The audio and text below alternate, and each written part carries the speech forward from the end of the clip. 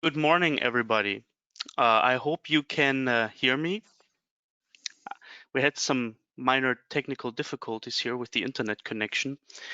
So I hope you see the first screen, because I'm sharing my presentation. Again, welcome to this introductory webinar on cable fault location. Today, I have Andreas with me.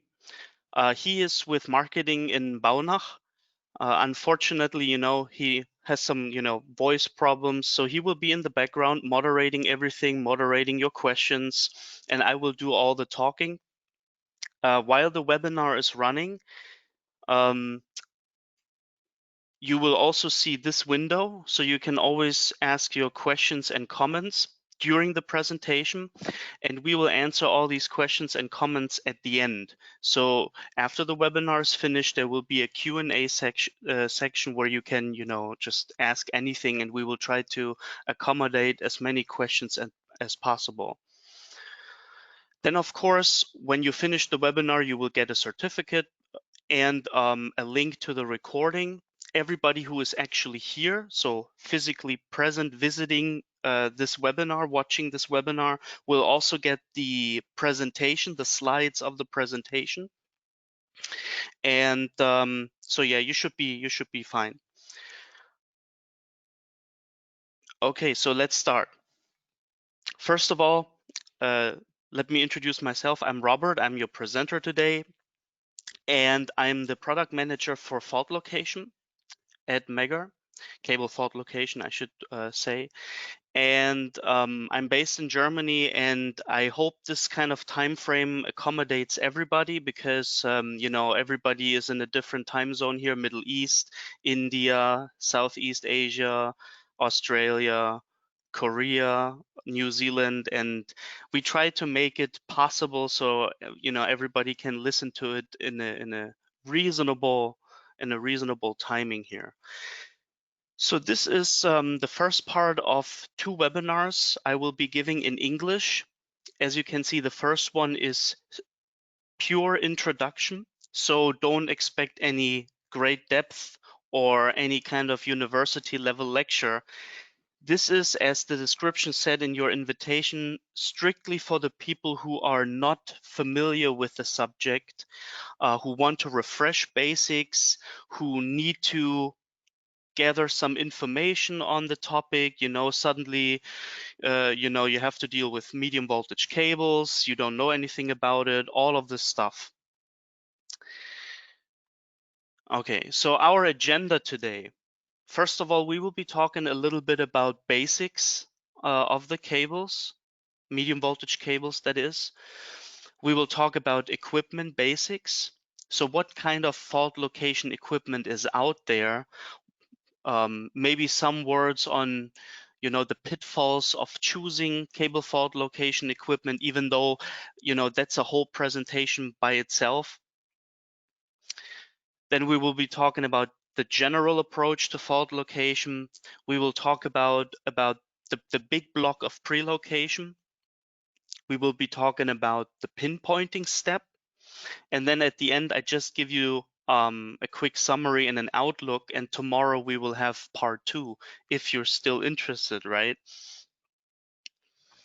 Okay, so just a general word here, a side note.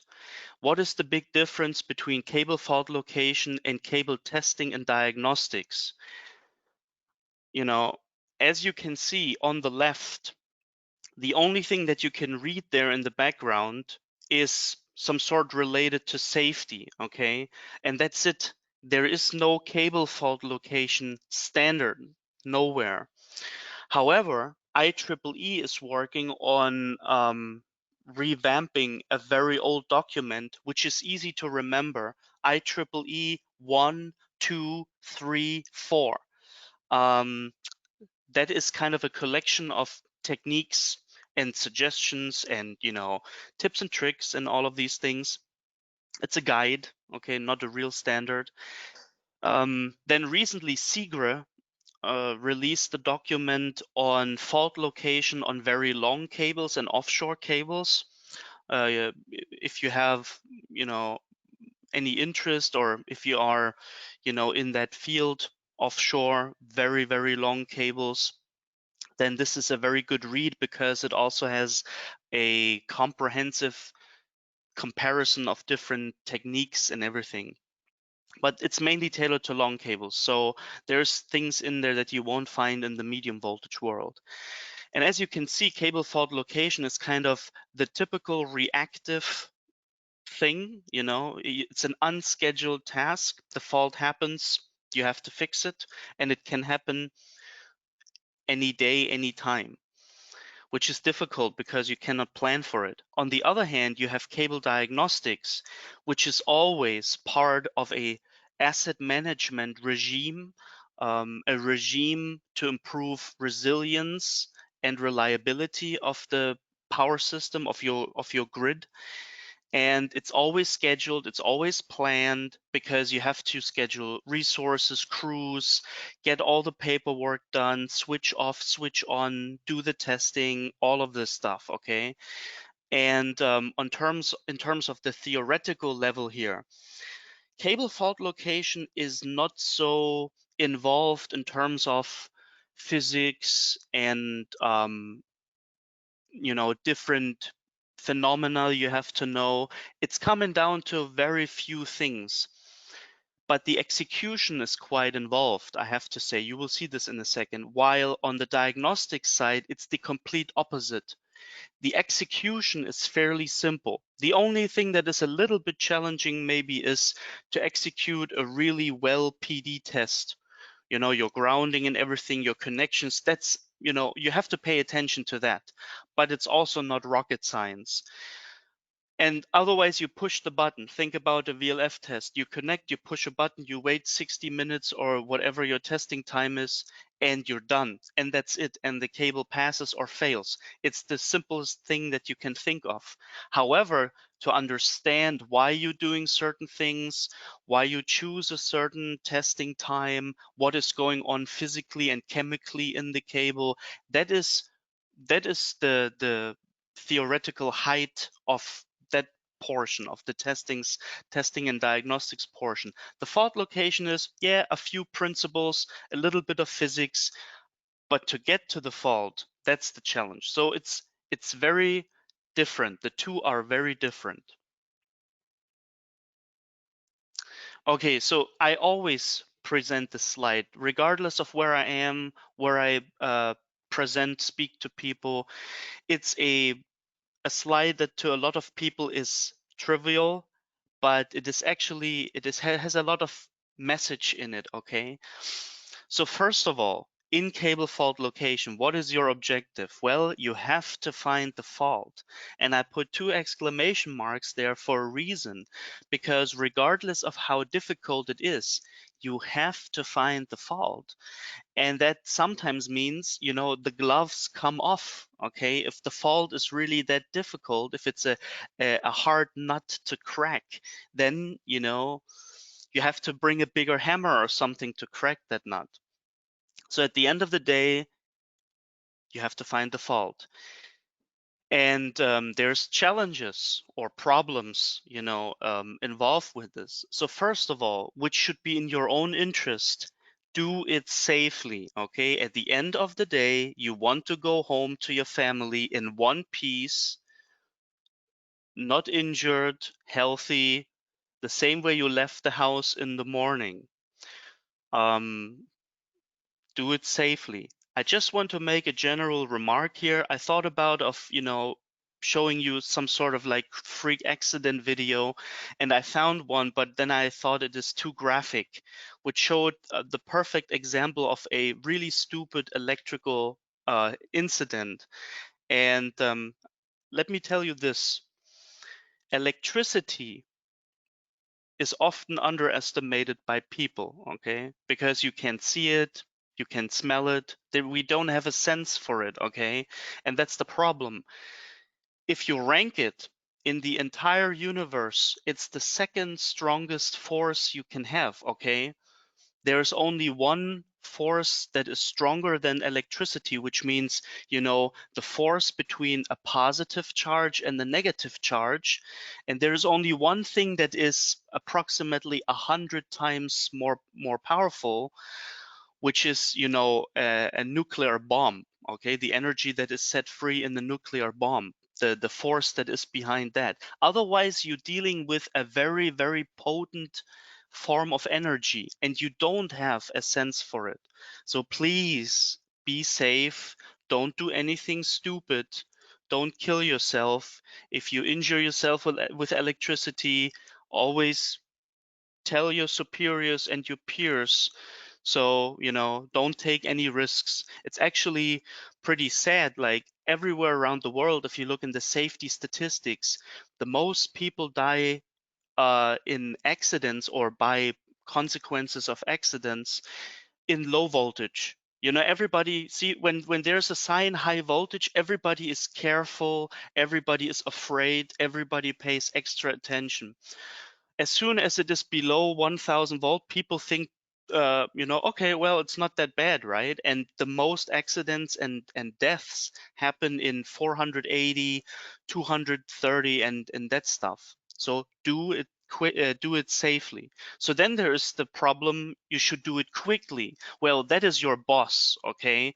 Do it safely. It's in the interest of everybody. Do it quickly. Your boss tells you, hey, I want you to spend as little time on that fault as possible. That's a completely different interest, right? And I think it's secondary to the safety. So overall, what you can summarize here, which is important to understand, fault locating is not a straightforward recipe, I bake a cake kind of thing.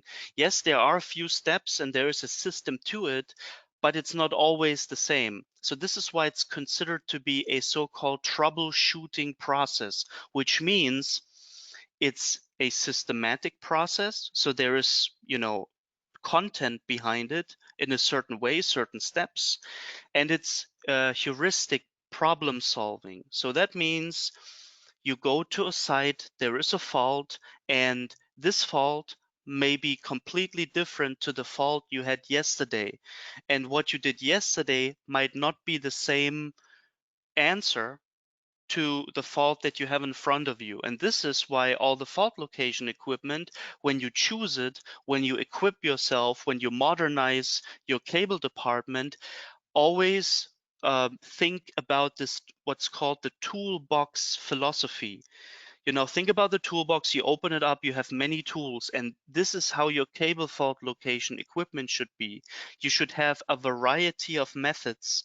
You should not try to dogmatically make one method work, and you should always apply the best fit of a method for the fault in front of you. So as I said, yesterday you might have had fault X, today you have fault Y, and what worked yesterday on fault X might not work on fault Y. So whatever you think you should do, it has to accommodate the fault in front of you. Okay, so that's important. Okay, just as an overview for the faults. I mean, there's a little bit more to it. You can go really, you can, go very deep into these classifications and faults and what can occur where. But in terms of thinking in ideas and in concepts, which helps you to actually do it in the field, there's technically only two classes of faults. You have faults that flash and you have faults that don't have a flash over when you apply sufficiently high voltage. And that leads to these different, boxes. So any fault that flashes over when you apply high voltage is considered to be a high resistance fault. Any fault that doesn't flash over, or if you put a megohm meter or something on it, and shows a fairly low resistance, is considered a low resistance fault. And then on the bottom, this is not really for this webinar, maybe we can talk about this tomorrow a little bit, is fault conversion, which means burning. And now the thing is, with this toolbox philosophy that we just had, it's good to have a tool for each case, which means, some tools for the no flashover faults or the low resistance faults, and some tools for the high resistance faults. And, it depends on which box you're in here, how well your fault location day will go. So then again, safety real quick. So what is the state of the art? You see a fault location system. Some people still call it just thumper or search generator. I do the same thing, but it's implied nowadays that this is more of a fault location system. And I will explain to you what's the difference between the two. So this is a fault location system for medium voltage cables, very portable, ruggedized, outdoor ready. And as you can see, it has 3 connections, and every fault location system has 3 connections. So it's always the same. So first of all, you have your safety ground, which is connection number 1. Then you have the high voltage return, or the shield, which is connection number 2. And then you have the actual high voltage connection, which is connection number 3. And I would strongly suggest to you to do it in that order. Okay, you connect your safety ground or your protective earth, the PE, first, because that is your anchor. That pulls everybody to the system ground. And if anything happens inside of the equipment, all the potentially dangerous energy is dissipated to Earth. So that is the layer of protection here. So then number 2, as you can see, there is a thick cable coming out of that machine, which is a shielded, flexible, high voltage cable. That cable splits into just having the high voltage and the insulation around it, and the shield becomes a separate lead, as you can see there. So that smaller one is the shield, which is internally in the machine also pulled to the protective earth, the safety ground. So you connect this to the shield of the cable under test, or the cable you want to fault locate on. That's the second second most dangerous connection. It should be on 0 or almost 0, so typically no harm is associated with this. And then the real dangerous one, where you actually come in contact with high voltage, is number 3. You do this last. And if you want to have the most safe disassemble, you do it in opposite direction. You disconnect 3 first, because then you disconnect it from any harm. Then you disconnect 2, and you disconnect the safety ground as the last step. And then you see this purple line here, and this is what's called the F-ohm circuit, and pretty much, let's say at least all our products have this by now, even the small, very portable fault locators. This is F-ohm is kind of an abbreviation, and what it actually means, it's a ground connection monitoring circuit, or a loop resistance measurement circuit. So what does it do? As you can see, it measures the loop along the shield to the safety ground back into the unit. And if that is more than 6 ohms, in some cases 10 ohms, but typically 6 ohms, the unit will not let you turn itself on. So you can do whatever you want, but the unit will not let you turn on high voltage. So high voltage on is not an option in this case, and the unit will give you a message. That is not an error message, it's a safety warning message. I just want to point this out. Sometimes I have people calling and they say, hey, listen, the unit is broken, it doesn't work. It shows me, F-ohm or ground connection interlock tripped or something like that. And that is a safety warning, because when you discharge high voltage equipment, it's very dangerous to have multiple points of system potential. Okay, so everything should be, as it says there, single point grounding. That's really the state of the art, and not all manufacturers in the industry used to follow that. Back in the 70s, there were multiple manufacturers that did their own thing, kind of, with multiple ground points and extra ground rods driven into the soil next to your equipment, all of these things. From a safety point of view, there's a lot of pitfalls and dangers to that. The real way to go is single point grounding with this monitoring circuit, safety circuit, to make sure that the stuff that needs to be at the same potential to prevent yourself from step voltages or elevation of potential when a surge occurs or something like that, that you are actually safe in that regard. So then just generally on cables, as I said, this is introduction, so we want to speak a little bit about the subject of our interest, right? The cables itself. So just as a brief history, the whole thing started approximately now 140 years ago. And the first type of cables, for a long while, by the way, remained to be oil cables or paper impregnated cables. That's roughly all the same. There's differences, but you can all, you know, summarize that and put this under this laminated insulation or paper impregnated insulation.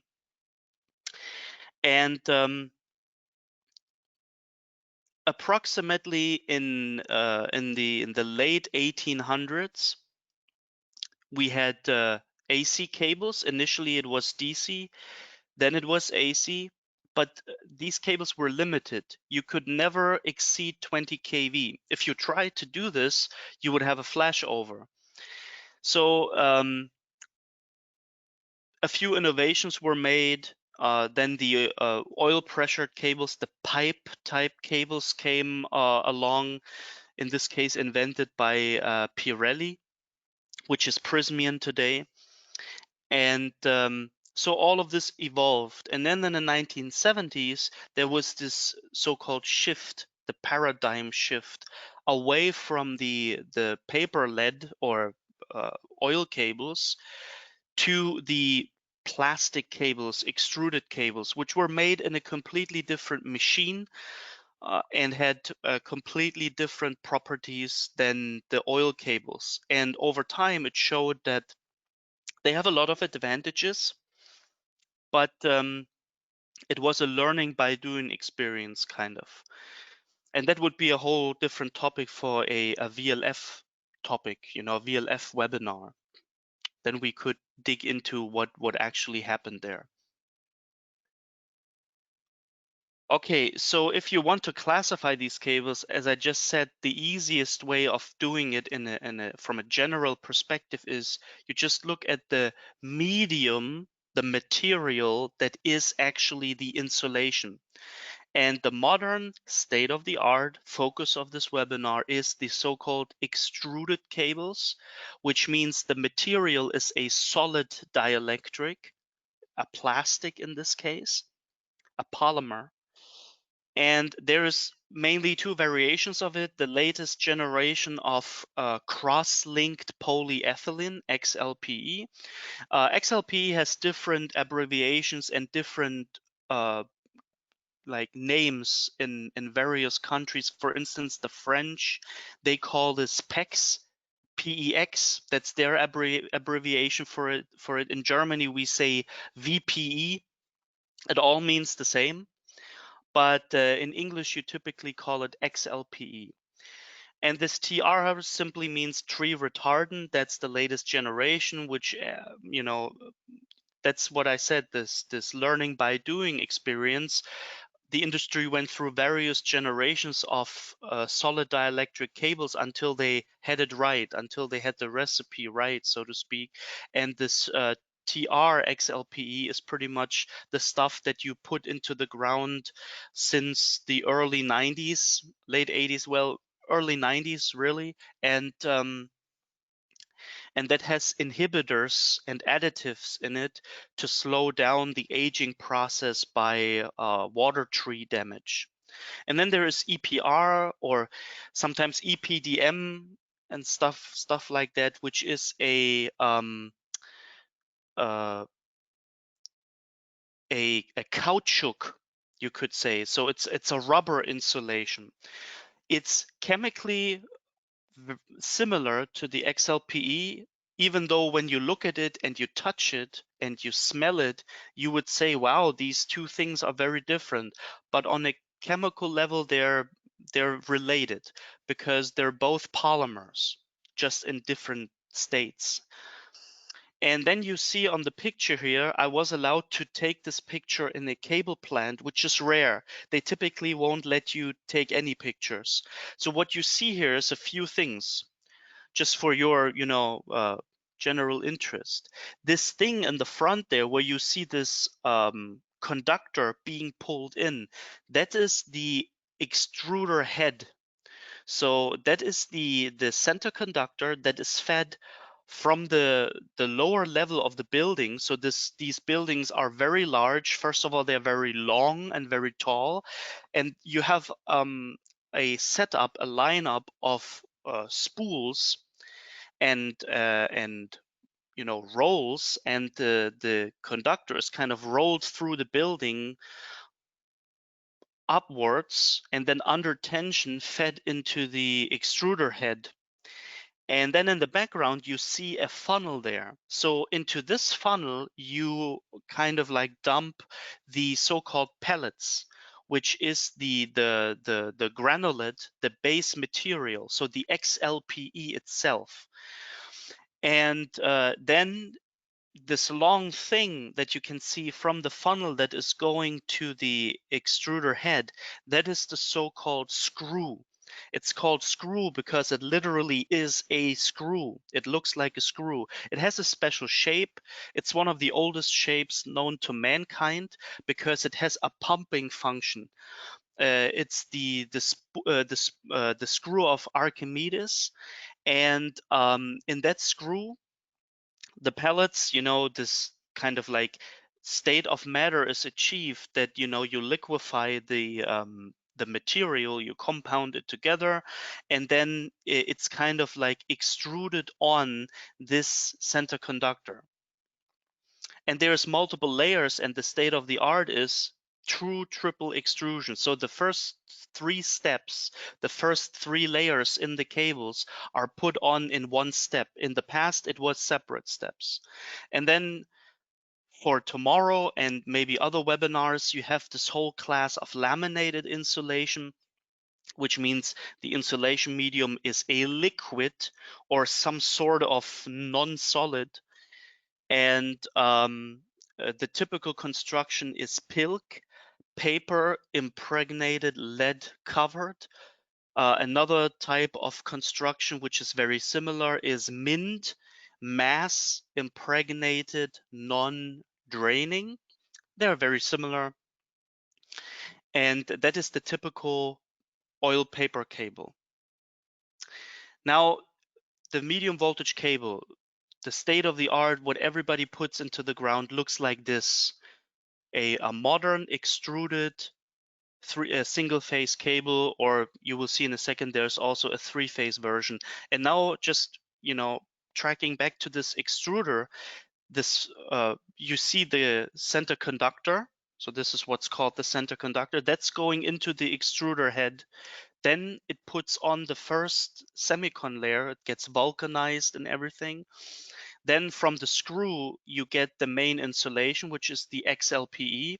And then the extruder puts on the outer semicon layer.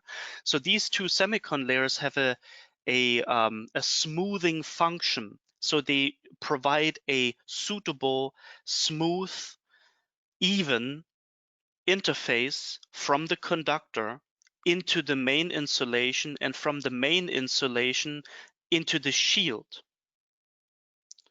And then pretty much all of the cables around the world, with one exception in the United States, are jacketed. So this is called the sheath or the jacket. So sheath, I think, is the more international term. In North America, you would call this the jacket. And it's important, these two semicon layers have, they have a big importance, because if they wouldn't be there, the cables would not hold out very well, because the smooth interface that you provide, makes the field more uniform, evens out the stress, and prevents, actually, when it's done to a high quality, prevents uh, typical spots for early aging or early dysfunctions, early failures. Then you have the three-phase version.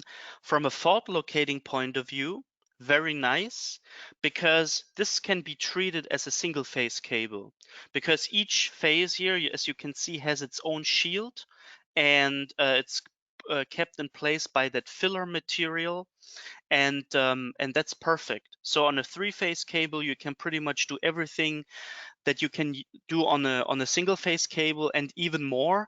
The phase comparison is actually pretty nice on this cable. We'll get to this in a few moments, what that means. But overall, it's a pretty neat cable to fault locate on.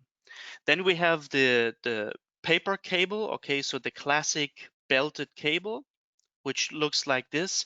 That is the most difficult cable to fault locate on. And thank God it's less and less that you find this cable in the field, because here you only have one common shield. And I know some people put this type of construction into the ground using XLPE, but from a fault location point, it is hideous, because you can have face-to-face failures as well. And then, that was the breakthrough when I told you that you couldn't exceed 20 kV. You couldn't exceed 20 kV because the radial field in these cables here was kind of not uniform enough, and would cause very early on discharges, and then the cable would fail.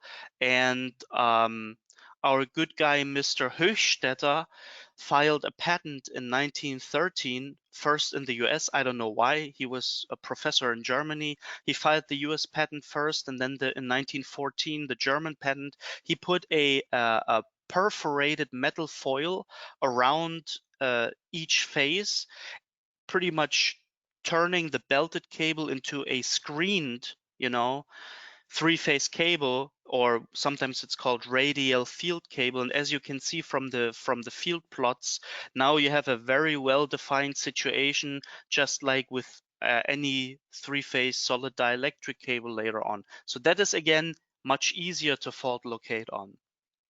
Just one word on the terminology, okay? So when people talk about 11 kV cable, 20 kV cable, 22, 30, 33, something like this is always the system voltage, and which refers to the face-to-face voltage as RMS voltage. It's the same like on a plate of a transformer.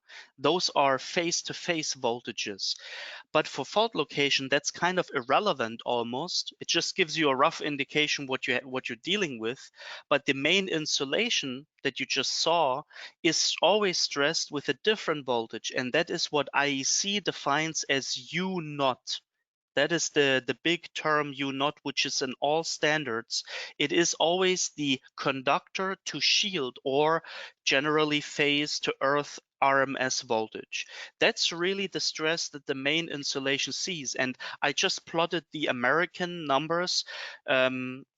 Like in Europe, I would choose 10 or 11 kV, 20 and 30.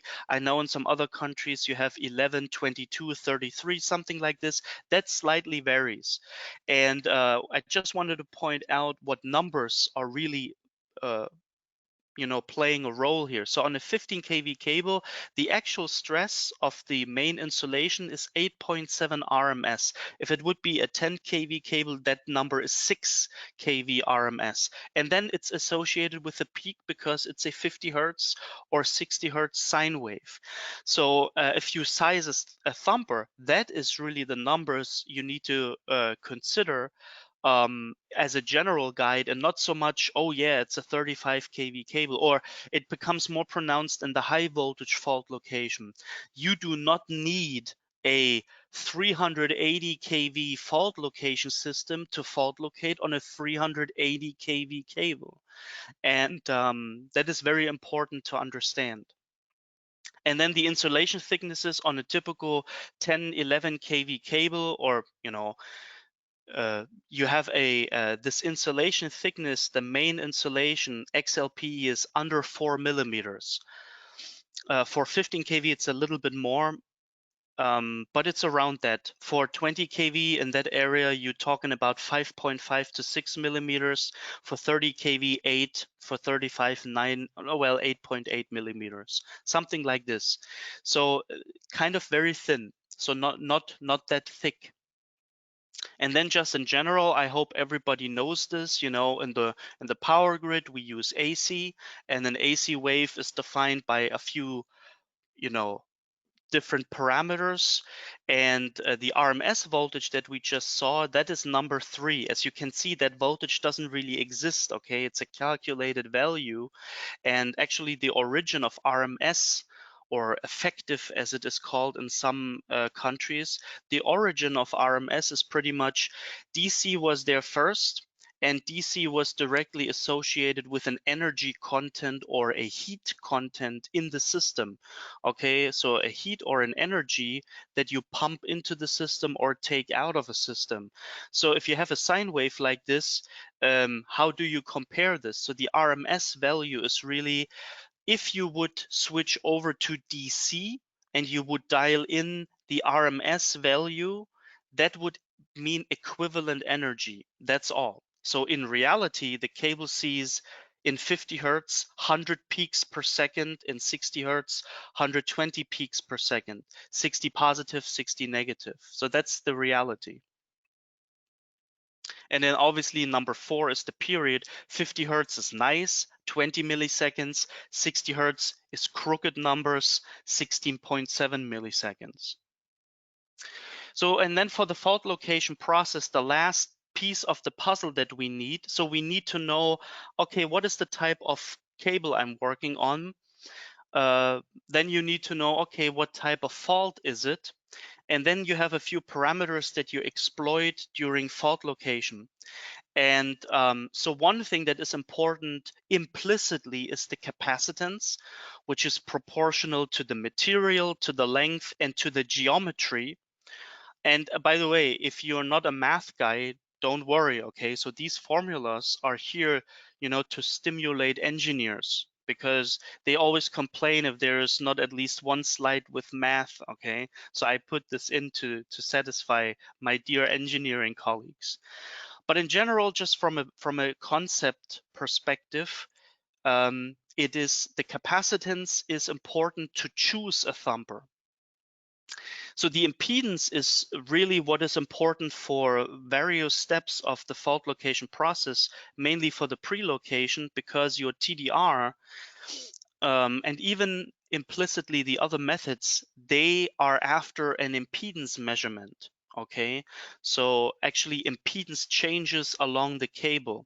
And then down there you have the velocity of propagation, which is the signal speed of the TDR pulse. Okay, and then just to finish this first portion, the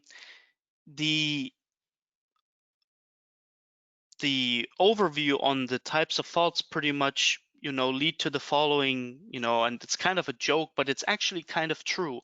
If you are in this box that you have a flashover fault and you can handle it up to 32 kV, I always consider this the paradise. That's a straightforward cookie cutter fault location. And then you have something like this, the hell box. So you don't have a flashover and it's a low resistance fault or short, and that will be a very hideous fault location day most of the time. So then just some general last comments on the type of defects. So you have this needle type of hole, generally called a pinhole. And that is the most common fault. And it's these fine structures which have to do with the aging process of the cable, why these small holes are, coming up during a fault, or, leading or are the result of the fault. They are the typical high resistance fault, a few 100,000 kilo ohms, meg ohms of resistance. When you have a pinhole like this, the cable is always chargeable. You have a significant breakdown voltage. The interesting thing is on all of these solid dielectric cables, even up to 33 or 35 kV, they typically flash over below 12 kV. And the reason is when the wall thickness is just about 9 millimeters, let's say 1 centimeter here, and you have a hole like this, and then you have carbon in it as well, so you have a carbon path there as well, then it is very understandable. You just have to flash over that air gap, and that is typically, if you apply rule of thumb 1 kV per millimeter, you should get away with something less than somewhere around 12. The only exception to this is kind of if the fault is in the joint. Well, then you don't have a nice air gap or something. You have a tracking path on surfaces which can be substantial in length. Well, then obviously that's not an air gap really anymore. That's a surface flash over, creepage and everything. So that is much more difficult to actually flash over to really break down with high voltage. But the general the defect here, the pinhole, you always get away with less than 12 kV. Then we have the opens or an interruption. Typically happens more on aluminum cables. And the classic example is either the installation was horrible and the tensions, the pulling tension was exceeded, so the center conductor severed at one point, which is very rare, but it can happen, or there was a fault and the fault current just simply burned open that cable. And on copper cable, you pretty much almost never see this. I wouldn't say never, there's always freak exceptions, but almost never this happens on copper cables. But very common with the standard aluminum cables. And I know from a colleague in Mexico that this is happening not that often, but quite often in Mexico as well, because of hotspots and which build up, and then the cable burns open. And the interesting thing is, if you use a TDR, as we get to in a second, you cannot see or you cannot measure past this for certain reasons. But you will be able to identify this very easily because, one rule in fault location is know your circuit, okay? Whatever you have in terms of maps or a dispatcher that can inform you, that information, know your circuit, is the frame to base all of your decisions of your troubleshooting process uh, on. So if you don't know the length of your circuit, that you cannot judge what you're dealing with. It's that simple. And then you have the opposite. You have shorts, very low impedance situations, and either the cable melted for some reason, and then you have a contact between the conductor and the shield. Or, as I said, freak example from the US, somebody drove a new stop sign into the ground and he drove it right through the cable and shorted it. Stuff like this. These are very difficult to fault locate on if it's not like one of these obvious weird situations that oh, this stop sign was not there over there. No, let me try that. Or if the short is really below a certain threshold, then the TDR will immediately be able to see it, and you might find it quickly. But in general, if you don't know where these low resistance faults are, they are very difficult to pinpoint, especially. And then just a last note on what is in modern cable fault location systems. And I told you, when I said that's a search generator and technically it was a fault location system, a modern fault location system is always the three boxes on the left together. So you have a high voltage source, you have some sort of separation device or sensor, and you have a measurement slash, monitor, visualization tool, which is typically the TDR. And the age of a system you can easily judge by, okay, how much integration is going on between these components. And if you have three separate boxes, that's kind of the 80s, early 90s. If you have two boxes, so that means the separation device is already in the same enclosure as the high voltage parts. Well, that is 2000s already, maybe late 90s, 2000s. And then if you have just one enclosure that has everything integrated, including an integrated TDR, which is the state of the art. That's really where a modern fault location system should be. Then that is kind of like the last decade, maybe a little more, but these systems are quote unquote fairly new. I mean, and then just in general, what is in these boxes? Compare it with buying a car. So you have, what's under the hood, your engine kind of. So that is voltage, surge energy, how many stages, all of these things. And then the more important part also these days is, how does the car feel behind the driver's seat? Because it's expected that the car has an engine, right? And gets you from A to B. I mean, otherwise you wouldn't even consider this a proper car. So then it's important, okay, how does the steering feel, how is the ergonomics and all of these things, and that becomes very increasingly important with fault location systems as well. I mean, the trend is to very, very user-friendly, highly integrated, automated systems. That's really the state of the art. And then just back from the large general portion to the actual fault location. So we will be discussing just this box, the flashover faults below 32 kV, and some of the other boxes we will be talking tomorrow in part 2.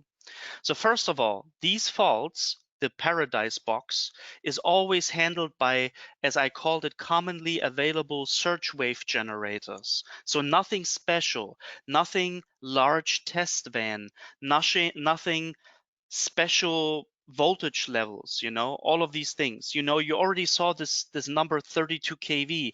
That is an equipment rating. That is an arbitrary number that showed itself in the industry as one of these levels. It's not a standard. It has nothing to do with physics. It's because most surge wave generators or fault location systems are built with 32 kV as the highest stage. But there are systems that go higher, 50 kV, for instance, or pinpointing with 100 kV. So these things are available, but that's not what I would consider a commonly available system. That's already a special, more high-end system. You predominantly use what's called arc reflection method. We will get to this in a second. And only if ARM doesn't work, you would go to other methods. And the latest trend is that there is this method called arm burning, which is kind of like the new hot thing in the industry. And then this is your fault location process. Remember, toolbox, systematic, heuristic, problem solving. So you go through the steps. If you follow these steps, you have a high chance of at least not doing something to sabotage yourself by taking shortcuts and then missing some crucial detail and puzzling yourself. Why don't I find the fault? These things. So always try to stay with this principle scheme. Okay, so you identify the type of the fault with the DC test, or you can also do an insulation resistance test, which is just additional information. Then the big block of pre-location, which didn't exist in the 1970s, and then the big block of pinpointing, actually finding the location of the fault. So step one, what is this DC test? Well, it's not really a DC proof test. So you're not applying high voltage for an hour or half an hour. You ramp up the voltage in the hopes that the cable will flash over, okay? And when the cable flashes over, That is your breakdown voltage, which is important because all the other steps rely on that voltage. So this is kind of the test, very quick, 10 seconds. You apply the voltage, it's kind of asking a question and the cable answers. Okay, and all of these things you will learn. So is this a high resistance fault or a low resistance fault? And what is the actual breakdown voltage? And then we have step 2, which is the actual pre-location. So you have the choice of just doing the TDR, sometimes useful as a first step. You have the standard method, arc reflection, and you choose other methods, which we will be talking about tomorrow if ARM doesn't really work. So just one word to TDR. So TDR or radar is pretty much that. It is like radar that you see on the airports and everything and the military vessels, but on cables. And just one important thing without going too much into the physics here, it's a runtime method in the time domain. So that means it's a sophisticated stopwatch. You start the stopwatch and you stop it, and then you draw your conclusions from that. These pulses are always low voltage. So, you could put the wires on your tongue. Well, don't do this, but you could, and it's not dangerous. It's also high frequency, so there's no way it penetrates your skin or something like that. Very important to remember to interpret for interpretation of signatures and everything. The method only works with two parallel conductors. So you have two metal surfaces or two conductors in some fashion that have to run in parallel. If one goes away, the signal cannot travel any further and gets reflected to the source. That is very important.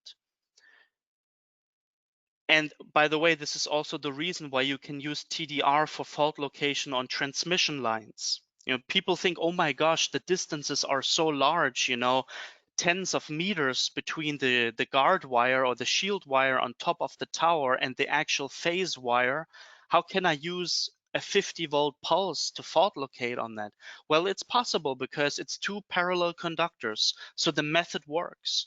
Just for the experts here, that is the reason for that is that this pulse propagates in a certain fashion, which is similar to what's called a plane wave. And the waveguide mode that the field is in, it's called the transverse electromagnetic mode. Okay, so it only propagates in one direction and you need two parallel conductors. Otherwise, the pulse cannot exist. It only exists between the two, but that's just for the experts. And the distance between these two conductors, the impedance is actually proportional to that distance, okay? And then this is probably the most important slide of the presentation. This is a must know, as I wrote, you cannot not know this. If you don't know these things, you cannot effectively do fault location with a TDR. So you have to understand that a flat line means no impedance change. You have to understand that any upward mountain shape means an open or a larger distance between the two conductors or a higher impedance, that the opposite, the V shape, the valley, is the downward signature, is the opposite, lower impedance, shorter distance, or a shorted situation.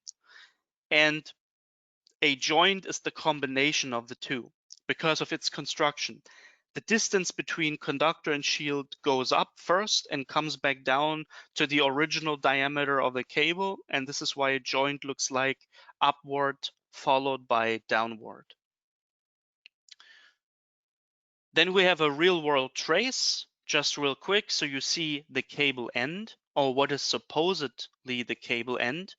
It could also be an interruption and your fault. If you know that your cable, in this case, it's scaled in foot, I excuse myself for that. I should use a metric picture here. But let's say if you know your cable length there is 1,000 feet, your circuit length, then you know that this is the fault. It must be an interruption because you should see that end signature, that open signature, at roughly 1,000 and not at 550. In this case, it was the cable end. And then you can see towards the left, this upward, downward wiggle, and that is a splice, a very well-built splice. And then we have the arc reflection method, pretty much the core method, the main method that you would be using. And again, our picture from before, just tailored to what's going on when you do arc reflection. So you use the surge capacitor, the capacitor discharge, which you have up to 32 kV or 50 in some cases. And there's this thing called the arm filter, more in a second on that, and the TDR. And you see these guys are interconnected. You want the energy from the yellow box to the green box, you have to go through the filter, and then the TDR there is your measurement device. Okay, so it's actively pulsing into the cable and receiving reflections. So it's yelling and it's listening. Okay, it's shouting into the cable and it's listening for the echo. So what is arc reflection? Well, it's a very old method, to everybody's surprise. Some people who are not familiar with the topic and they think, oh, it's something fairly new. No, no, no, no. This has been around for quite a while. The original inventor was HDW, a naval yard in northern Germany.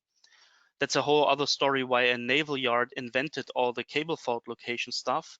And overall, the arc reflection method is a two-step process. You overlay two traces, a so-called low voltage reference trace and a high voltage fault trace. And so you use the TDR and the surge generator together, and you release a single shot. Okay, so you record two measurements in two different states, two different conditions. So the low voltage just gives you, that's the blue trace you just saw, okay? That's the reference trace. It's the healthy image of the cable. And remember, pinholes, high breakdown voltage, TDR pulse, low voltage. So the 50 or 160 volts in some cases, typically it's less than 70 on most TDRs, is not enough to break down that pinhole, because that pinhole may require 8,000 volts. So to make a pinhole visible, a TDR by itself is not enough. So you need the surge generator with it, which is this, okay? And what you actually do is, on the second trace, the TDR is ready to pulse into the cable again through the filter. And the surge generator releases now a high voltage wave into the cable. That wave travels through the cable. It hits the fault location, the fault position, the actual fault. A flashover is happening. A flashover is a spark that develops into an arc. That arc is a very low impedance situation. The TDR is triggered in the right moment. Now it doesn't go to the far end of the cable. It reflects off the arc and it goes back, and you get a second trace. And that second trace has this V shape.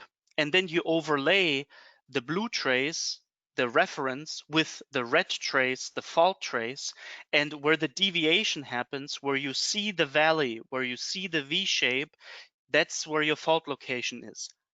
How does this play out? So this is what you see on the screen. This is our cable.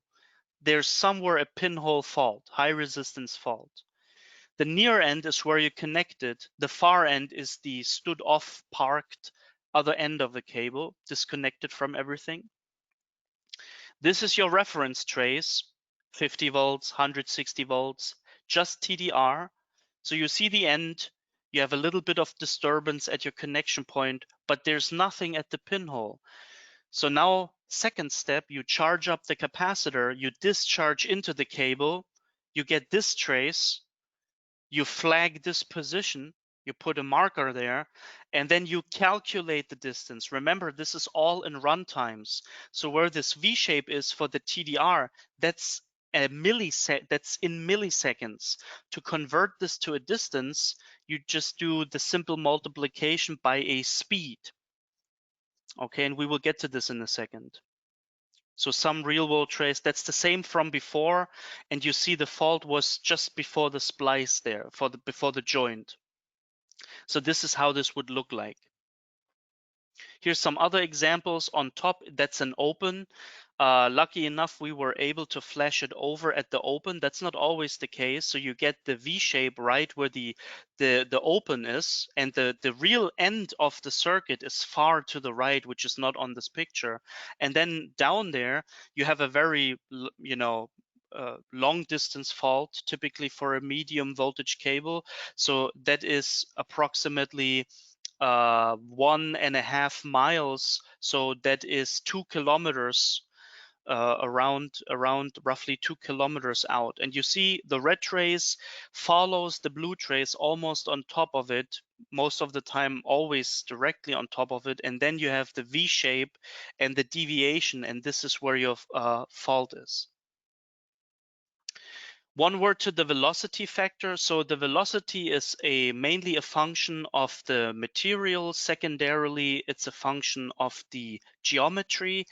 Typical values for XLPE are nowadays 80 to 83. I know from a trip to India, they make their own XLPE cable there, which is a different mixture, and I was surprised to hear that it was 90 meter per microsecond, which is very fast, very unusual, and not very standard. All the other cables around the world, they have very similar speeds that only got faster over time because the production process improved in minor steps. But there's only one chemical process to make the XLPE as it used in power cables. So that means, if you're in the jungle of Malaysia, or you on the mountaintop in Nepal or whatever, if it is an XLPE cable and you don't know the exact velocity, the factor that you have to tell the TDR to give you a distance out of the time measurement, you just go with 78, for instance, or with 80, something like this, and you will be okay. Because remember, pre-location, okay? You only want to know the distance to the fault. It's not pinpointing yet. And then one word to the filter, always choose equipment with an inductive filter, because the inductive filter, first of all, doesn't reduce your voltage that dramatically when it goes out from the surge capacitor into the cable. A resistor obviously has a voltage drop and thus losses, so to speak, and the voltage buildup at the fault position is much better. So your overall ignition is much more reliable and optimal compared to a resistive filter. So if you're not living in this very nice bubble of the very short residential cables, then you should always go with an inductive filter. And then the summary of step 2, we're almost at the end, is what was the purpose of this step? First step was finding out what type of fault, in which box am I. Second step is pre-location. I used the arc reflection method, a combination out of low voltage trace, high voltage trace, low voltage just by the TDR, high voltage TDR and surge generator. And this gives me the starting point for the pinpointing, okay? So the pre-location is kind of, where do I have to start my pinpointing to actually find the exact location? And the reason is, generally, your velocity of propagation that you tell the radar is inaccurate. If it's 5% inaccurate, the calculation is off by 5%. The accuracy of the TDR technology, just as one word, is very, very high. I mean, this stuff is almost bored by what you do with it, okay? It's so repetitive, so stable, so precise in time-based measurement and time-based accuracy that the hardware is not the limitation. However, on very long cables, every inaccuracy of your measurement chain adds up. But the main problem is really the guy in front of the TDR, as always, the person, the thing in front of the screen is the problem, not the hardware, right? So and it is the operator that pretty much determines the inaccuracy of the whole process. If you are an experienced operator and you can get all the parameters within 1%, your pre-location will be 1%. The TDR hardware is much more precise. we're talking there fractions of milliseconds and better, microseconds and better. So the cable path can be unknown if you didn't do line location or route tracing, which can be a disaster because you think, oh, I have to go 1.5 kilometers, but if your cable path is it's not a straight line or your maps are inaccurate, yes, you went 1.5 kilometers, but you're not on top of the cable anymore, okay? Then you could have multiple faults. So you might have to repeat this whole thing, and you have to pinpoint each fault individually before you can fix the next one. And so what you technically do as a third step is the real pinpointing, which is I use the search generator and a pinpointer. And what is searching? Well, now I take the filter out of the circuit and I hard discharge into the cable. So all the energy that is stored in the cap goes straight into the cable and it's not shaped like the filter is shaping the energy. So the filter is shaping the energy for maximum measurement window. So here you want maximum noise. So what comes out is a really steep, stressful pulse, okay? And you're not just releasing a single shot, you always are in cycle mode, okay? So you charge, discharge, charge, discharge, charge, discharge. So the reason is you have to walk a certain distance and with your pinpointer, and the unit has to keep going so you can pick up what you cause at the location. And the last point is really the important thing is voltage kills the cable, okay? So thumping or searching should always be done at the lowest possible voltage that you can get away with, just to not cause any more harm in the cable. And you should do it as quickly as possible, so as short of time as possible. So don't expose the cable to prolonged times of surging.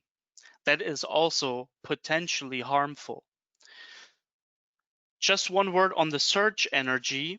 The surge energy is kind of proportional with the noise you causing at the fault location, and it's detectable without any sort of amplification means, any sophisticated amplification, around 2 meters, in the vicinity of 2 meters of the fault location, if you have 300 to 400 joules.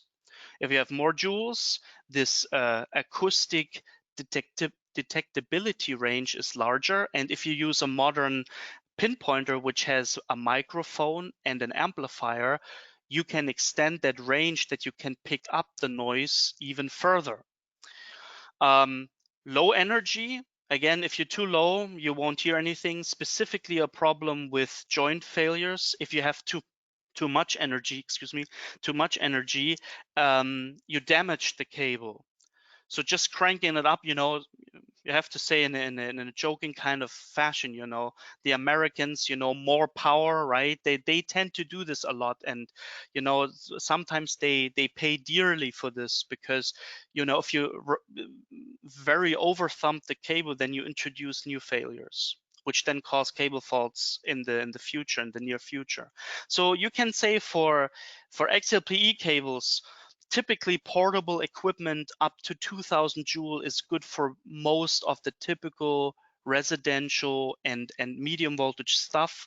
If you have longer cables, a lot of splice failures, some other types of cables, or anything that is more complicated than the standard case, more energy typically helps more. So this is why today's equipment is also available with 4000, and for extreme applications even more than 6000 joules. For instance, for our offshore systems, we have a thumper with well over 6000 joules, because that is necessary there. And then today, every search generator is multi-stage.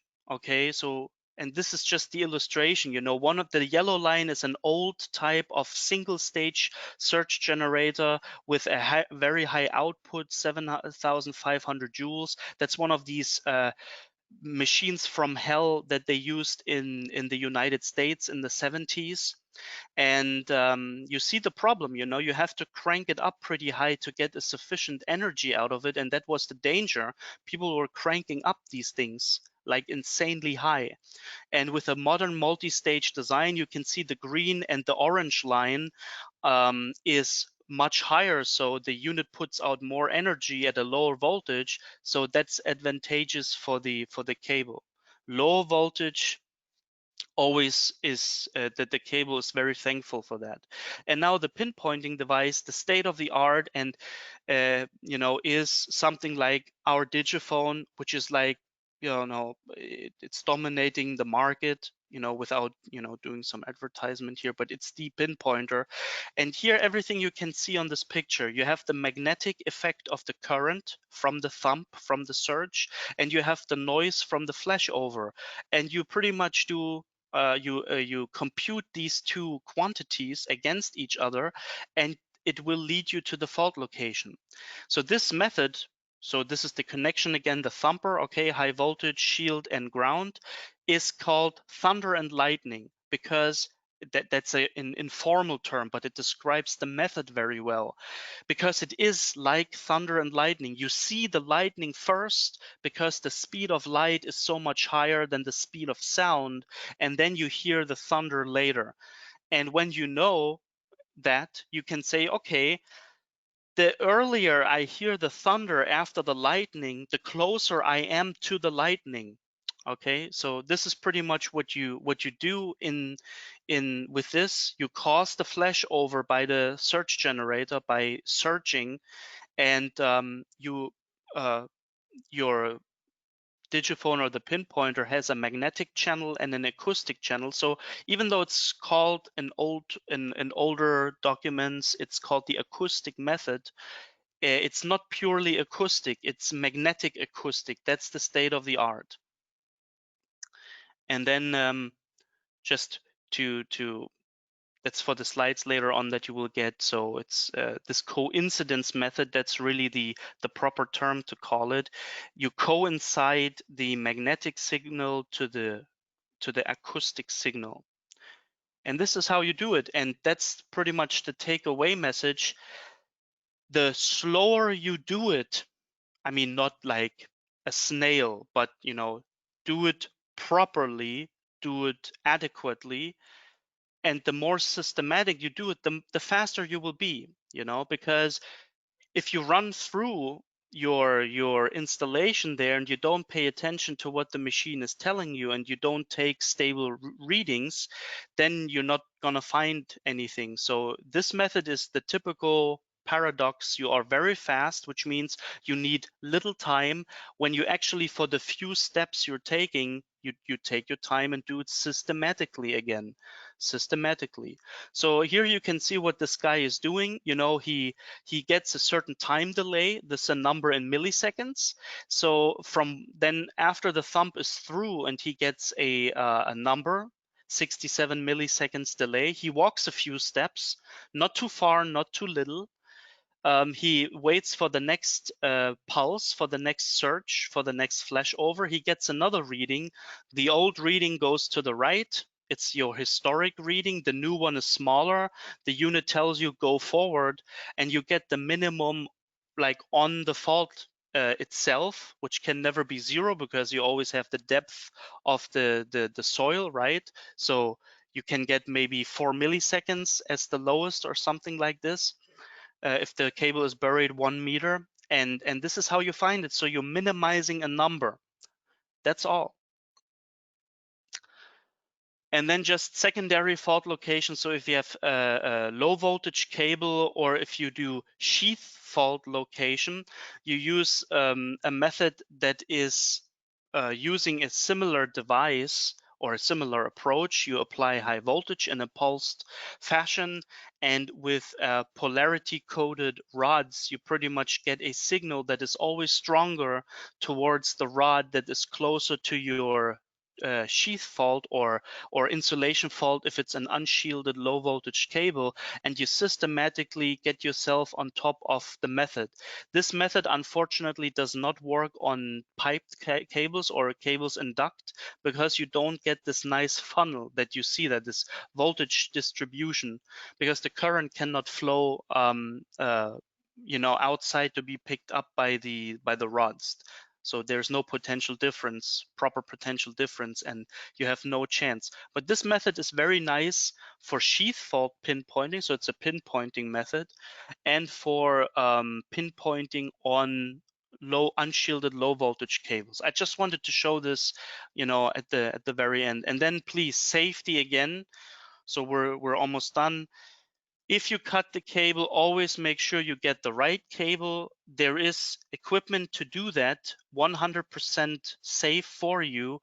There's always this joke, send the apprentice and have him spike the cable. But I mean, that's a joke, because it would be a violent explosion if you spike a live cable.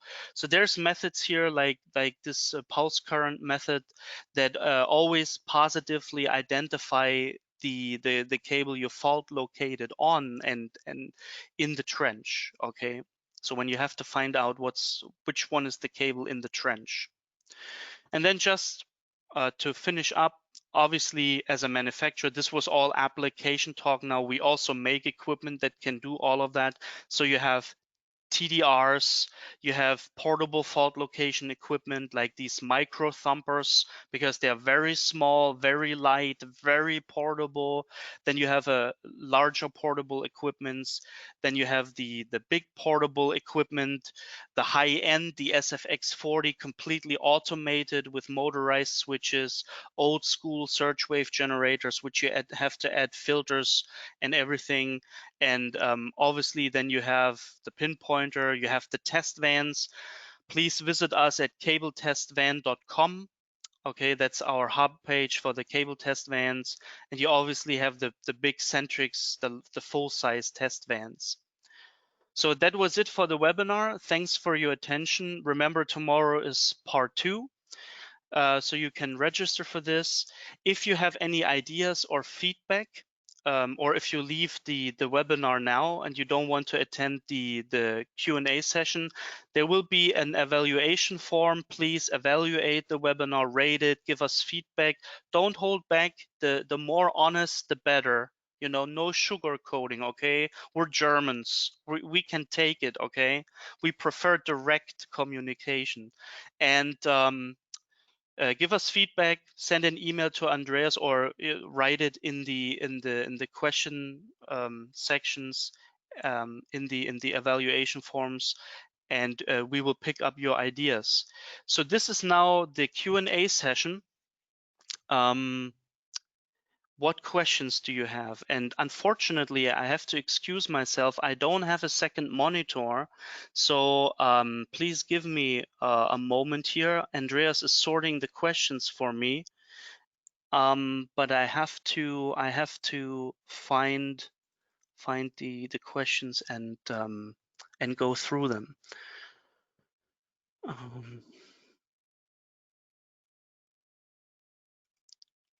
Okay, so.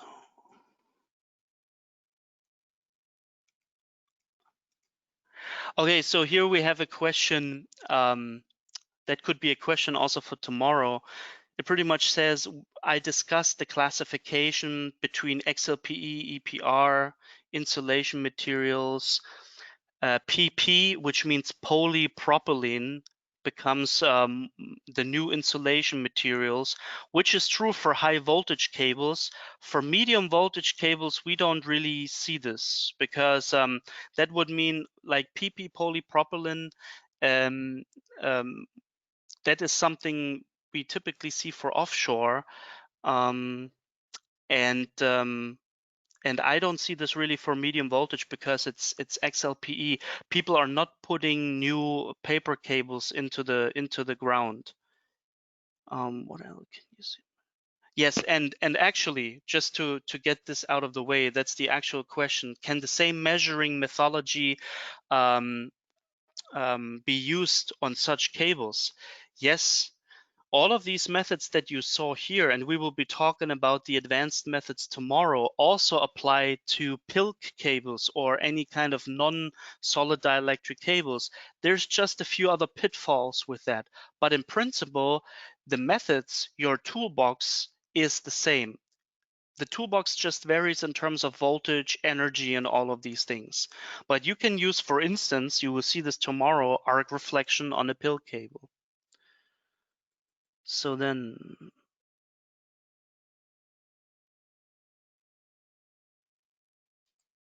yes, so while mentioning the sheath, you spoke about how, except for North America, all regions have jacketed cable. The cables in North America only have shields and are placed underground.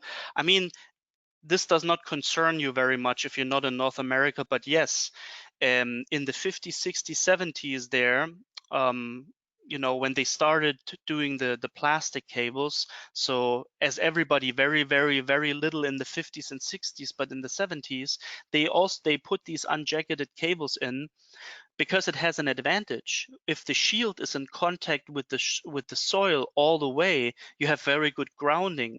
What they didn't anticipate or overlooked or whatever, I typically speak very badly about these cables because it's kind of insane. It is insane to do that because the shield corrodes and becomes a white powder, and then it's gone. It's completely corroded away in this aggressive environment of the soil, with these chemical reactions. And then you don't have a shield. And that is terrible for operations in terms of when there is a fault, and it's terrible for fault location. So yes, these sheathless cables are, exclusive in North America, exclusive to North America. Thank God. What's the difference between screening and shielding? So, I mean, that is kind of terminology, okay? So a screen is typically also a shield. It's just a different term for that. There's another thing which is called the armor. So armor is mechanical protection. So there's cables that are shielded and armored. So they have a shield or a screen. Typically screen, that's more of a term I know from PILC cables. But I mean, today they're a synonym. There's not really a justifiable difference in terms of construction because a shielded cable, that the shield is a screen for the field. Okay, it's the opposite electrode to actually unify or have a uniform field. Okay, so and the purpose is mainly electrical purpose. It's not mechanical. It's electrical. While the armor uh, is a mechanical protection. And not all cables are armored. You have mining environments, mines, industrial. They sometimes use armored cables. So to have an additional protective layer, or subsea cables, submarine cables are typically armored. But screen and shield are today is synonym. It's the same thing, And if it's not the same thing, then you have to be very, let's say, cautious, like what people are talking about when they talk to each other. So if you think they don't use the same terminology, it's the same with splice and joint. That's kind of like, splice, it's the North American term. Joint is the international and British English term, but it's the same thing. There's no difference between joints and splices. And so yeah, and it's the same kind of thing with screen and shield. So don't be confused by that. So is the architecture for medium voltage, high voltage, and ultra high voltage cables the same? Not really. It's similar. There's similar ideas in high voltage and ultra high voltage, but the high voltage cables are much more complicated. And they are also much more rare. And the machine that makes them is also different. It's also an extruder, but that extruder looks very, very different from the medium voltage extruder.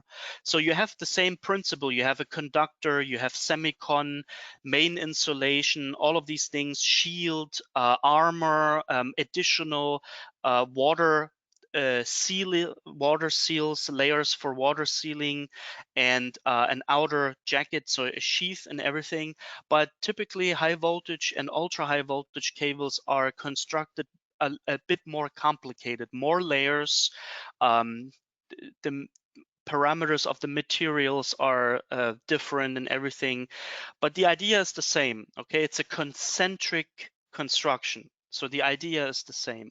So medium voltage cables, because they're also much more disposable, you have way more medium voltage cables in the network, in your system, than high voltage cable. So medium voltage cables are very cheap, so to speak, standardized, easy to make, and while everything in high voltage is already like expensive per definition. Okay, let me try to find the next questions.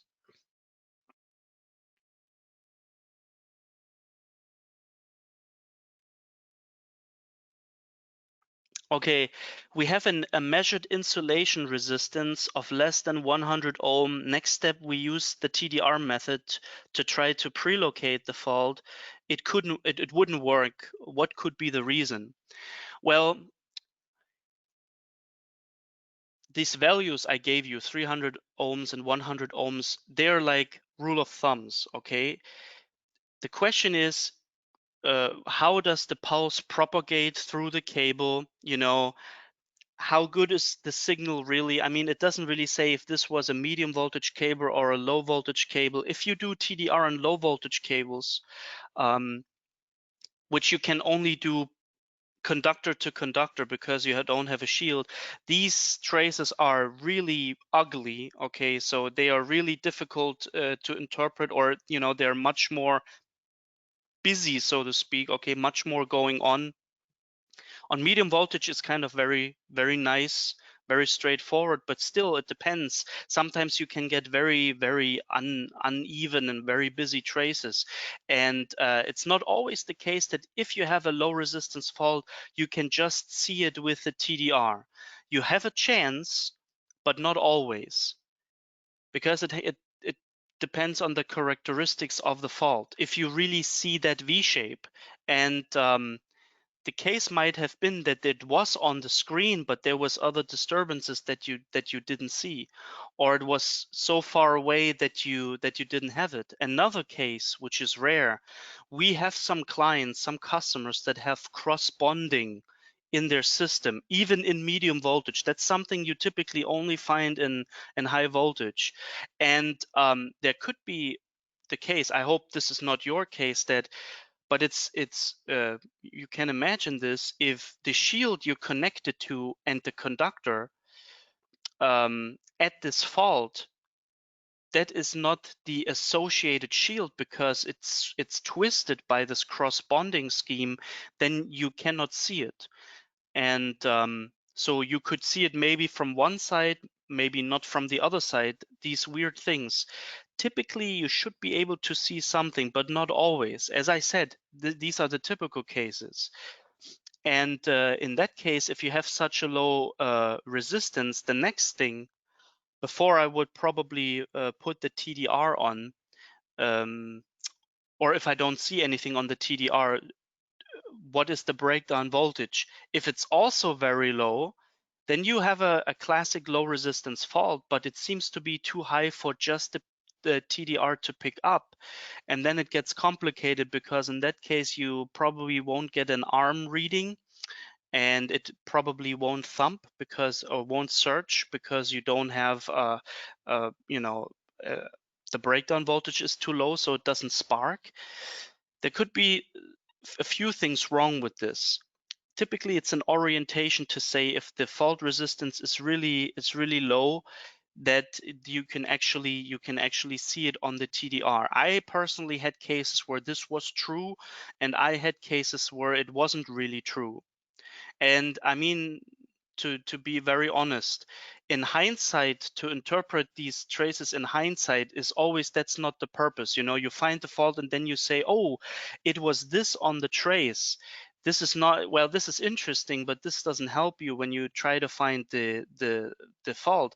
And I myself had traces where I would not have bet on a certain signature to be the fault. It turned out to be the fault, but it wasn't really very clear. So then it's just a guessing game, and I don't like guessing games. So again, some faults are just weird, unfortunately.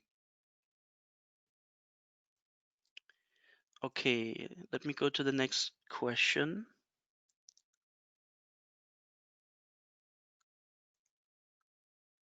Okay, here's a question for low voltage cables. I just want to cut this short a little bit. Low voltage or fault location on low voltage cables is different than medium voltage cables because the cable construction is even more important, and it highly depends on what you have. And there's like a million different types of low voltage constructions, very different. Every country seems to have their own low voltage cable type, and some are armored, some are not, some are shielded, some are not, some are three-phase. The French have a very special cable which is paper lead, it's an oil cable in low voltage, all of these things. The question here is, the low voltage cables are normally laid on a tray or trunking. Application of high voltage may affect the surrounding cables. How do we handle those low voltage cables? Well, here's the thing. In contrast to medium voltage cable fault location, high voltage is not the first thing I would go with on a low voltage cable. You do the TDR measurement, you compare the phases. Sometimes you can find the fault right there. Then you try other things. Thumping or surging is really on my list personally very, very down low. Okay, so that's one of the last things I do, because if it's in soil, you searching against earth, which could be potentially dangerous. You have to pay attention. And on low voltage cables, especially if it's unshielded, I would personally rather burn. See, burning is discouraged for medium voltage cables. We will get to this tomorrow. But on low voltage cables, I have less mercy on those cables because I want to convert the fault. Either I want to burn it open, or I want to lower the resistance just to see it with the TDR or something. And or if I have the choice, I can pinpoint with the second this ESG method, the secondary the voltage gradient method. However, in trays, that's also very difficult. Yes, high voltage affects the other cables, but you have to find the fault. So if you know that you might discharge, okay, then do it in a way that then the cable next to the faulted cable is not immediately destroyed or something. But that's actually a danger that you face in medium voltage fault location as well. If you have a three-phase cable or three individual cables that are in a bundle, in this triangle shaped bundle laying, then and you blow out the pinhole and you thump on it, well, the other jacket, the other sheath is, or it's automatically affected if the pinhole is directed to one of the other two cables. I mean, that's life. You have to live with it. This is even more important, not to over thump the cables if you decide to thump. But on low voltage cables, I would say the sequence that you saw here it's a bit different to the medium voltage cables. Okay, and when you do fault location on low voltage cables, so I think it would be beneficial if there's interest on that. Just leave your feedback, okay, to do a part on low voltage fault location, because that's something what we learned in the past years as well. Because of these many different constructions that you find, you have to pay extra attention how you connect yourself, what you actually do, and what happens between the conductors. So that's I would say that's another chapter by itself, which is based on the same methods, but we should treat it separately.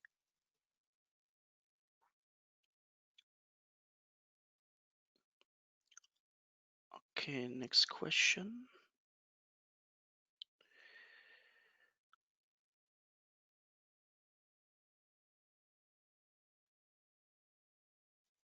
So yes, there's a question about the TDR signatures. So again, yes, and you can do this experiment by yourself.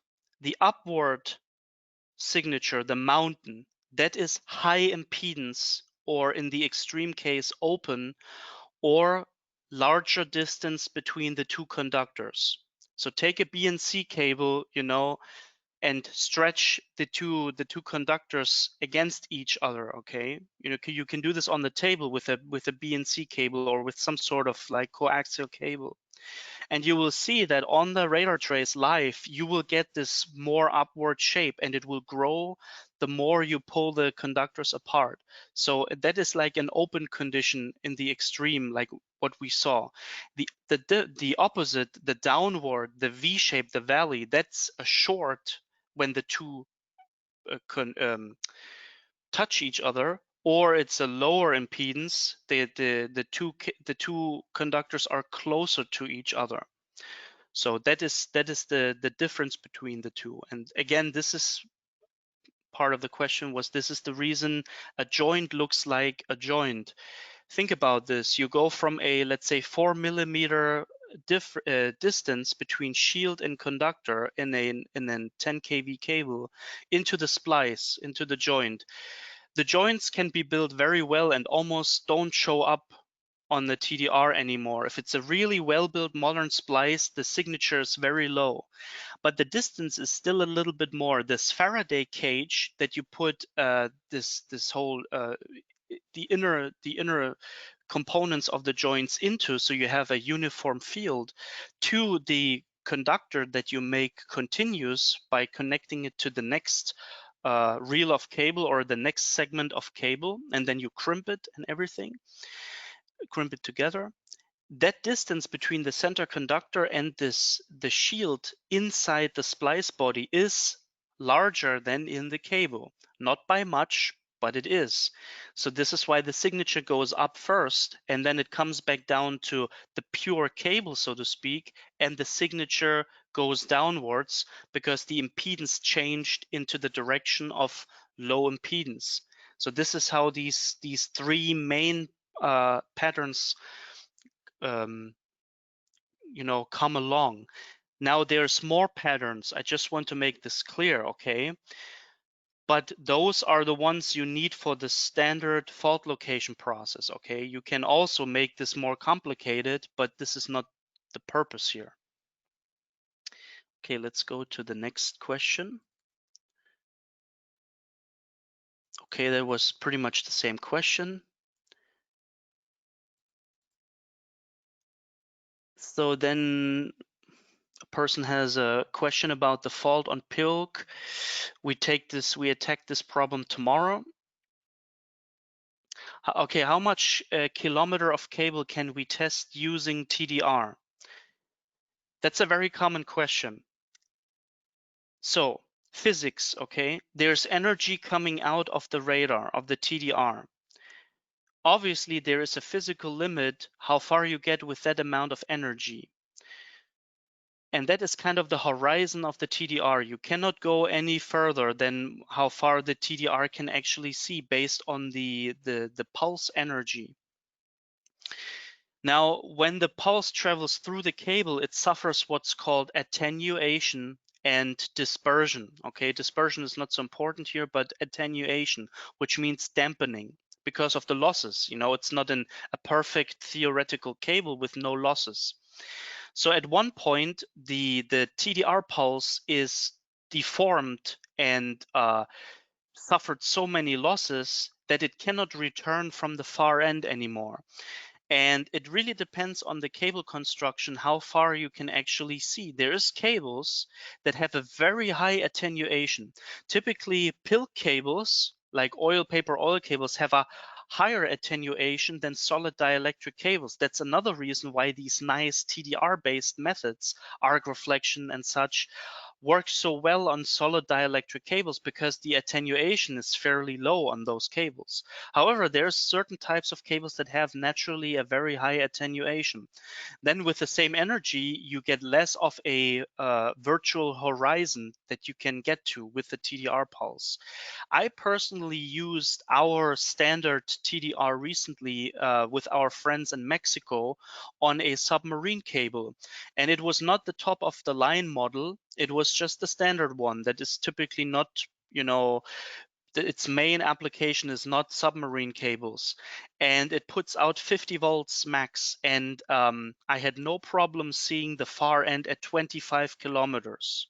Okay, so I could see the far end with 25 kilometers. On top of that, a TDR, and we can talk about this tomorrow if you would return. A modern TDR should have a certain feature that is called de-attenuation. You should stay away from any TDR that doesn't have this feature when you measure on cables. The de-attenuation is a feature that tries to counteract the exponential dampening of the signal along the cable, because the cable is pretty much a large low pass filter.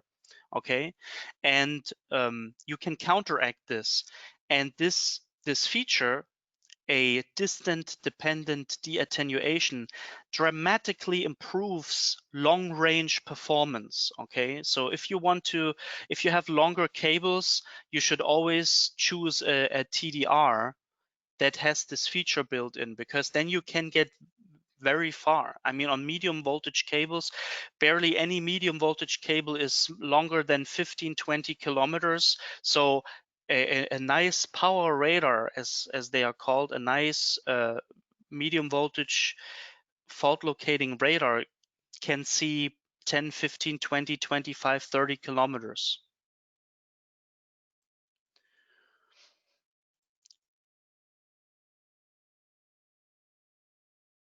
Okay, it's another question, from the high voltage world.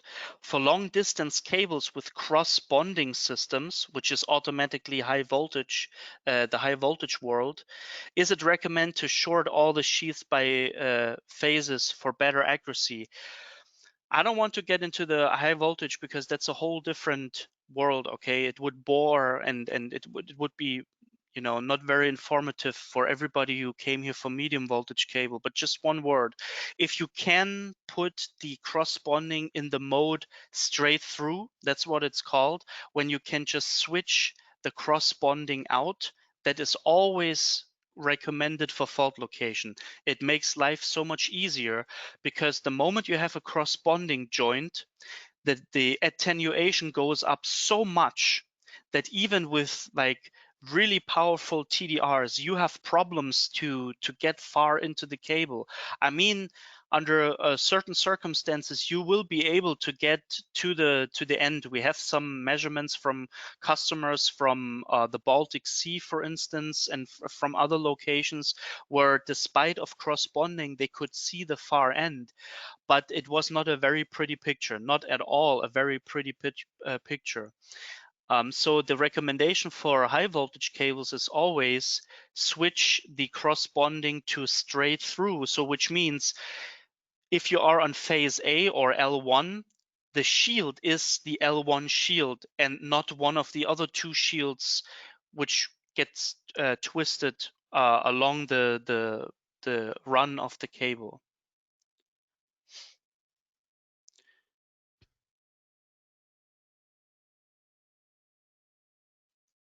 Okay, so you mentioned 2000 joules is sufficient for most XLPE cables, but MEGGER has now developed thumpers having 4000 joules. Where's the higher energy going to be applied? Any specific application? So first of all, joint failures, we see an increasing, let's say, interest of customers for higher joule machines when they have a lot of joint failures, because we had cases recently where 1000 joules, which is still very common in some countries, or 2000 joules just won't cut it. And they don't see any other method to really effectively pinpoint those joints, but they know they flash it over. It's just so difficult to hear. So they come to us with the interest of higher joules. Then higher joules is also beneficial on longer cables, because it's automatically associated also with higher capacitance and with higher energy that you can actually dissipate at the fault location. It helps difficult to ignite faults as well. Well, to ignite the fault, you need the voltage first. But then to sustain the arc, energy is one parameter. So we will get to this tomorrow. Like if you have a wet fault or something like that, and you're too afraid to burn it or to dry it out, or you don't have any other means, and you have to ignite in the fluid, in the water, more energy helps. And then for sure, like special applications like submarine cables, stuff like that. As I said, we have thumpers with far more than 4,000 for those purposes, and they do very well. The feedback that we get, you know, from customers, because these submarine cables are in the shore area, are buried in the mud, right? They're not like perfectly on the seafloor or in the water. They're typically covered by mud, and that mud can be 4 meters deep or more, 5 meters, 6 meters, and then you still will be able to hear it with such a high energy. So you could think even about applications on shore, like on land. If you have cables for some reason that are buried super deep, the only redemption you have, if you want to use standard acoustic, magnetic acoustic pinpointing, is to have more energy. So typically that's not the case. Everybody is rational, right? Tries to put in nice installations and having fault location in mind when they install these things. But there are some cases with very deep cables, and then if you really want to brute force it, the only thing you can do is more energy. One exception though, on some PILC cables, high energy is not the right way to do it. This is specifically the 3-core belted cable, because the high energy will lead to high fault currents. You know, I mean currents that you know, flow when you thump it, when you search it, when you flash it over. And this current leads to what's called, or let's say to magnetic forces. And these magnetic forces, they make the conductors wobble around in the cable, because it's not a solid dielectric cable. The paper and the fluid is compressible to a certain point, right? So it's not, paper cable is not as stiff as, for instance, XLPE. Internally, I mean, the lead sheath is the lead sheath, right? So the conductors can move around by magnetic forces, and you can actually, older fault locators who are very experienced, they know this effect. When the energy is too high, they hear a lot of cracking noises, you know, like radio distortions or something like that. It sounds like radio distortion, very unpleasant cracks in the headphones.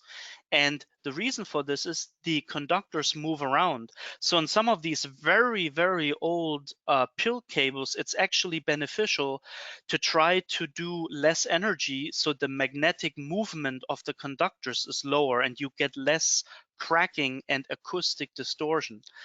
Otherwise, typically what we see is a trend to higher energies, because it is a lot of people these days find it more beneficial.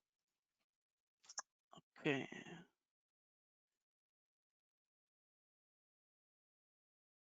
Okay, how to determine the voltage level to prevent overthumping depending on the breakthrough. Very simple. Do the breakthrough test. You get the voltage. Let's say we have an XLPE cable, it flashes over at 7 kV. So then the typical search generators these days, they have an 8 kV stage, 16 kV stage, and so forth. So the first thing I would try to do then is to use the 8 kV stage. High chances are high it will flash over at 8. Also, by the way, breakdown test, okay, this number, treat it as a statistical number. So if the value is 7.5, don't put 7.6 on your search generator. That would be silly, because if you repeat the breakdown test, you might have noticed that sometimes the result is slightly different. It's always around some statistic average, but it's not always the same. The reason is the breakdown is a statistic process. It's a gas discharge. And so let's say if you have breakdown at 7, I would always try 8 first, because 8 is good. It's sufficiently high to flash over, and it's the lowest you can probably get away with a lot of nice parameters. If you charge an 8 kV capacitor to 8 kV, you get the maximum energy, you get the maximum noise, and all of these things. So it's very nice. Let's assume your fault flashes over at 9 kV. Well, you have no chance to use the 8 kV stage. You have to bite the bullet and get into the 16 kV stage, and you have to go above 9. So just go, for instance, 2 kV higher. That's what I typically do. But that's just me, okay? Find your own way. But it has to be higher than 9, because 9 is the breakdown voltage. So let's say you do 11, 12. If you know, let's say if the cable is a 35 kV cable or 33 kV cable, you could also go to the full 16, because you know the insulation is built for that, and you're not overstressing it because the operating voltage is much higher than 16. So what I'm saying is be careful, but also don't be a frightened child, okay? Don't be afraid, okay? The cable is not immediately exploding, melting down or something like that. It's the constant overthumping with too high of a voltage and too prolonged times that actually damages it. So and the solid dielectric is pretty much a nice material. It can tolerate high voltage pretty well, much better than actually the paper oil overall. So paper oil can tolerate high voltages nicely, but the solid dielectric even more if you look just at the material. So you not immediately break it. That's what I'm trying to say. But always try to get away with the lowest possible, also with the lowest possible stage, because that gives you the longest current flow time and the loudest bang, okay, the loudest noise.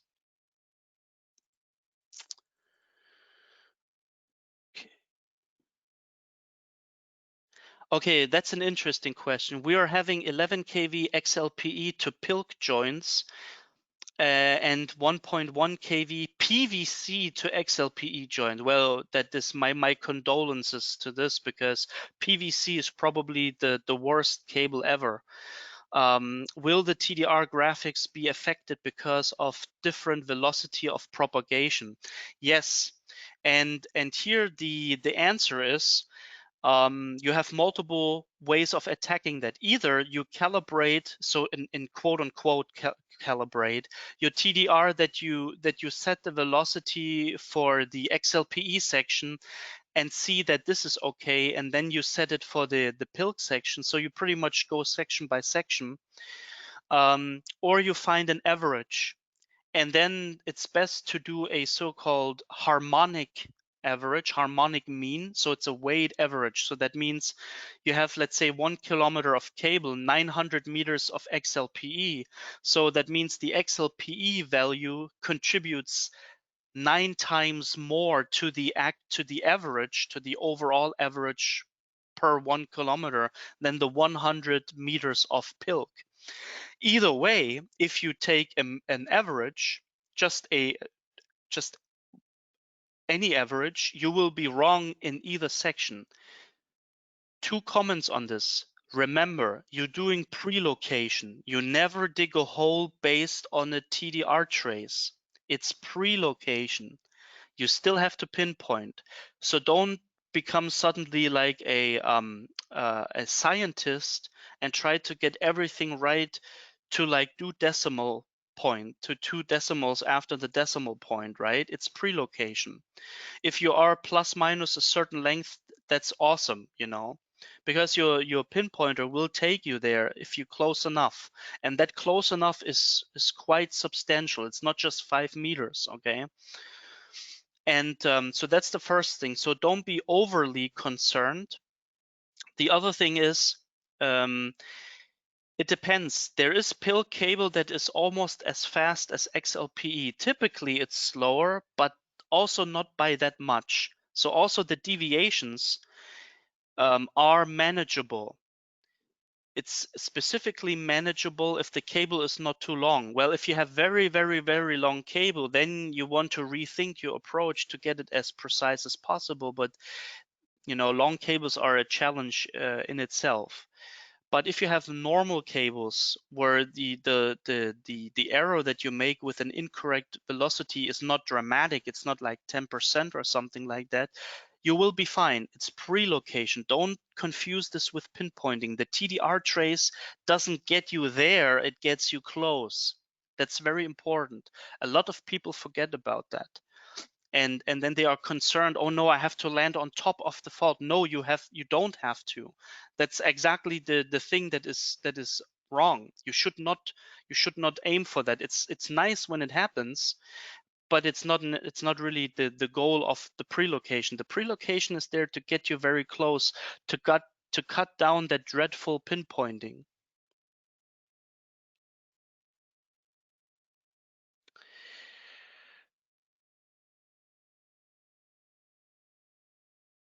Okay, that's a nice feedback. A guy writes, here in Belgrade, in Serbia, we had a fault on a 10 kV PILC cable. Again, we will get to this tomorrow on PILC cable in 15-meter depth, and we had a success with a 3,000 joule thump. Okay, and so there you have your application.